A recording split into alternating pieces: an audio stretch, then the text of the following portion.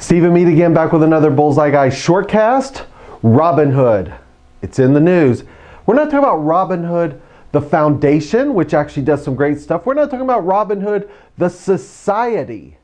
We're talking about Robinhood, the app. And I have lots of friends calling me saying, what's going on? Should I be worried? I don't understand it. So I'm going to try and break down Robinhood, GameStop, short squeeze, all of that in a simplified fashion.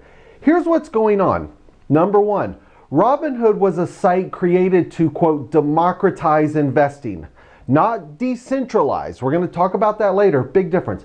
Democratize. If you were an average investor, what's called a retail investor, when you watch the news, you as a consumer, you're a retail investor. If you wanted to buy one share of Amazon, or one share of GameStop, or 4 shares, traditionally, you weren't allowed to do it because you had to buy lots of shares or you had $5,000 or $10,000 minimums in brokerage firms. Robinhood attempted to democratize investing by allowing you to invest in one share or a couple of shares, fractions. So there's Robinhood, the theory, the ethos, hey, help the little guy get into investing. Fair enough. Now we've got hedge funds, penny stocks. GameStop, again, my numbers aren't going to be exactly right, but you'll understand and follow it. GameStop was technically a micro cap, a penny stock. It was trading down around $1. And it could go up. For a stock to go from $1 to $2 is a 100% gain. And it's an easy move. But hedge funds decided to do what's called short the market. So they're saying, hey, here's the stock at $1. We bet it's going to go down. And there's a weird thing where the hedge funds were able to actually bet 140% of the stock. Again, I don't want to get overly complicated, but hedge funds were able to leverage and say, we think GameStop's going to go down. What was their theory? Well, it makes some sense. COVID, people aren't going into the GameStop stores anymore. They aren't buying cartridges. Retail's down. Revenues are down. The fundamentals of GameStop were a bit of a problem. But what the hedge funds also did, and they do, is they go on TV, the analysts, the smart guys go on and say, we think GameStop is a bad buy. We think the stock is a negative buy. We don't think you should buy it. And what happens is those hedge funds, with a conflated interest, a conflict, can actually go on TV to millions of people and drive the stock down that they've actually bet will go down. Is that manipulation? Well, it could be, but technically it's not. It's not illegal, but there is a pure and patent conflict of interest when an analyst goes on and doesn't disclose that they're shorting the stock and therefore driving it down. Now, let's move over here. Technology has opened up a whole new world of communication. You can aggregate not only Facebook and groups and Telegram and Twitter, and there's a thing called Reddit, and Reddit's this cool little community. There were a bunch of guys in Reddit, not a bunch, but a few to start out with, that said, hey, we kind of like GameStop. We think it's a cool company. We think people are going to want to go back there after COVID. We remember it from our childhood. And we also don't like the fact that these hedge funds are driving it down. So what did they do? They started putting some information out. Now, traditionally, you have to be careful. The world of penny stocks is fraught with manipulation. You'll have people that buy in a little penny stock, a 5-cent stock, promote it out to the newsletter, the price runs up and all the guys in early dumped it. Whether that was going on or not, we don't know, but this community over here said, hey, we want to support GameStop. We love the company. So what did they do? They started buying it. Here's what happens. Again, trying to keep it simple.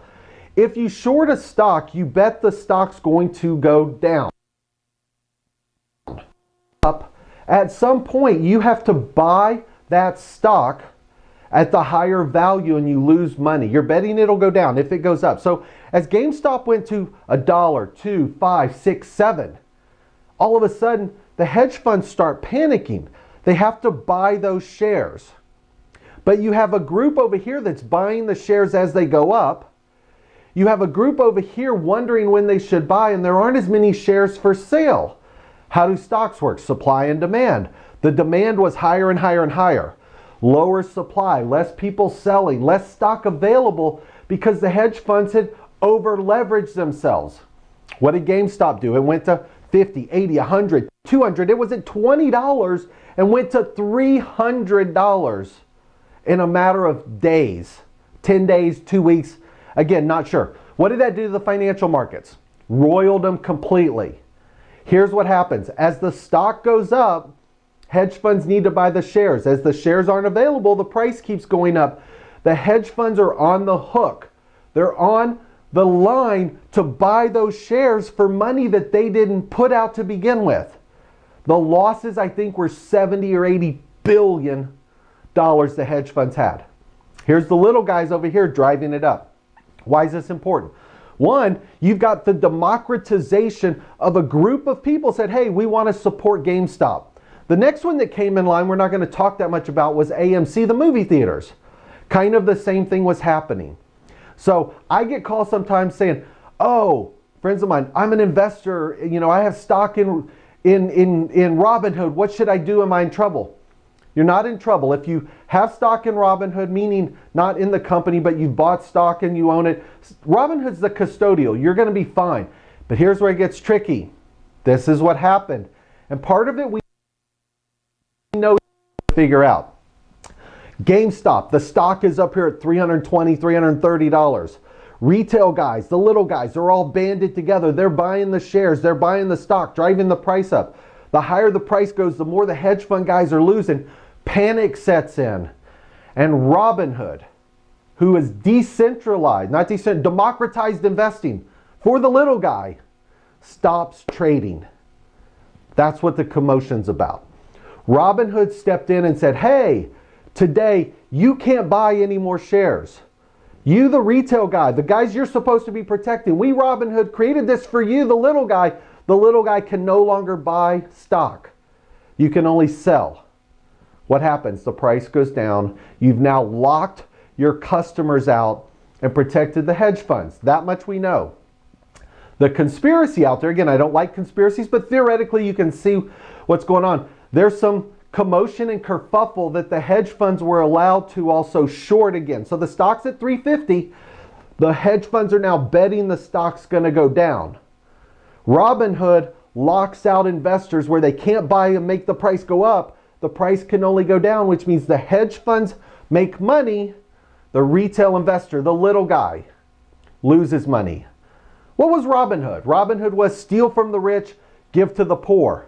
What Robinhood, the app, did is stole from the rich. No, they took the money and gave it to the poor hedge funds. Not as in poor as in no money, as in, oh, poor hedge funds, we need to protect them. That's a problem. Let's finish with this. Decentralized and democratized are different. The democratization means the little guy could invest shares. But Robinhood is still centralized. It's still a control point. It's still controlled by a CEO or a board or somebody behind the board or the investment community or the citadels, the investment guys. Somebody controls Robinhood and was able to shut the system down. Even though it's democratized, that's their theory, it's still a centralized exchange with a control point. What does that mean? Blockchain, DeFi, decentralized finance. There's some really cool exchanges out there. Uniswap, SushiSwap, Polkadot. You may not have ever heard of these. If you're in the finance industry, you will. They are decentralized financial exchanges. They're not controlled by any party. It's pure market dynamics, supply and demand. Stocks on, it goes up and down. The aspect of moving from a centralized control authority, whether it's the New York Stock Exchange, the NASDAQ, the OTCs, the penny stocks, the Robinhoods, those are all still centralized control points. Decentralized finance, the ability for these systems to run autonomously, is going to revolutionize the financial industry. Now, the retail investors, the Reddit subgroup, the guys that as a community say, hey, right now we want to support AMC. We want to support silver. There's chances for market manipulation. I agree. But the real question is when a hedge fund guy sends an analyst on TV to say, we think the stock's going to go down. That's market manipulation. That's the hedge funds making billions and billions and billions of dollars at the misery of other companies. So here's a group that got together, used online tools, aggregated, put their purchasing power to get up. Is that manipulation? Don't know. It's enthusiasm. Who's right, who's wrong? The courts are going to figure it out. The smart guys over here, market fundamentals, GameStop, nobody shops, revenue's down. Okay. Over here, you've got emotional enthusiasm. We like GameStop. We want to support it. We want to go back in the stores. We want to go post-COVID. We like the memories. We like AMC theaters. We want popcorn and butter on our fingers. Who's right or wrong? Intellectual? Emotional. The world has changed. That's what's going on with Robinhood. That's what's going on with GameStop. Again, tried to keep it simple. I hope that helps. Stephen Mead, another Bullseye Guy Shortcast.